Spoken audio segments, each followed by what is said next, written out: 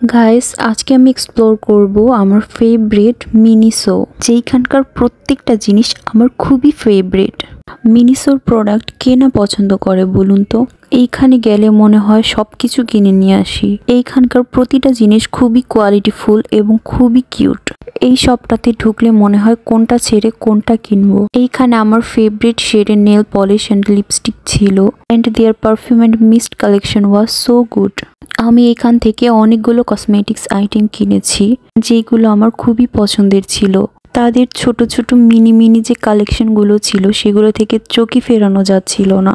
Miniso মানে cute আর fancy কালেকশনের সমাহার। এখানকার জিনিসপত্রগুলো একটু প্রাইজি হলেও কোয়ালিটির দিক থেকে টপ নচ। ট্যুরে যাওয়ার জন্য শুজ, নেক পিলো থেকে শুরু করে এভরিথিং ছিল।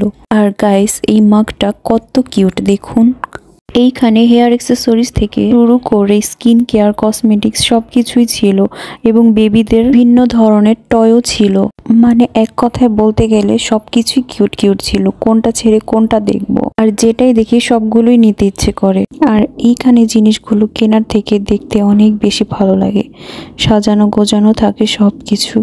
আর তাদের পুতুলের কালেকশনগুলো খুবই কিউট ছিল, খুবই কিউট কিউট অ্যান্ড সফটি পুতুল ছিল।